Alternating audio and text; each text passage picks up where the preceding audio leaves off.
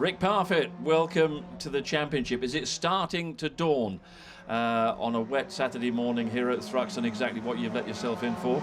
That's a cracking way of putting it. I think I just said to you just before this, I know how Eddie the Eagle felt by going to the Olympics. I've only had 4 days in a car, and so to turn up at Thruxton where I haven't actually ever driven the circuit, and for it to be wet where I haven't actually driven You've never driven Thruxton? No, and I've never driven the car in the wet either. So the first practice was an absolute baptism of fire. But I have to say, the car felt amazing, and the confidence and the grip of these cars is just brilliant. So the confidence they inspire, rather. And so I built up. The whole point was just to try and be a bit solid and just get some laps under my belt, which is the aim for this whole weekend, to be honest. But you're an experienced driver, an experienced racer, but experienced in GT racing. What is the contrast? What have you got to unlearn to compete in the Touring Car Championship?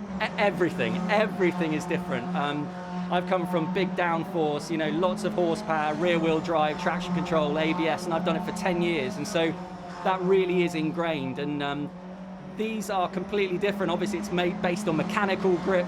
So for me, my biggest problem at the moment is confidence, how much I can lean on the tyres and stuff, and that will just come. As I said, I've only had 4 days in a front-wheel drive car, which is really odd. So it's like polar opposites. It couldn't be worse, basically.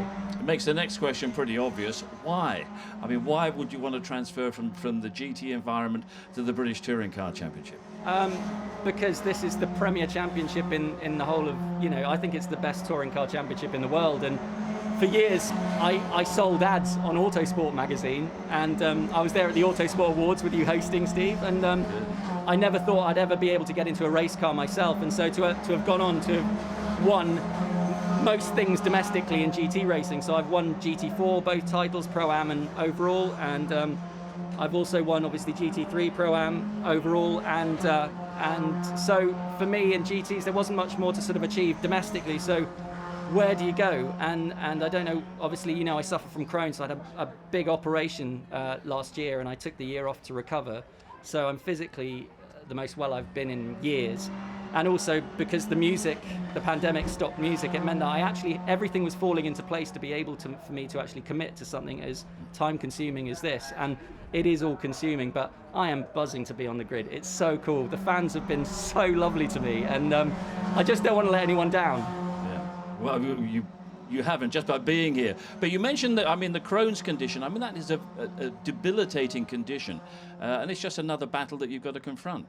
Yeah, I've had in excess of 20 operations, and the last one in January was a biggie. My doctor said, we have to operate now, because if not, it could get pretty bad. Let's just put it that way. And so it was a 6.5-hour operation. They took most of my gut out.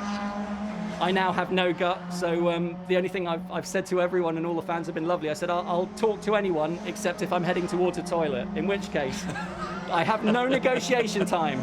Just excuse me for being rude. I have no gut. I need to go. So any cues for the loos, I'm just putting it out there. Please let me through. Okay.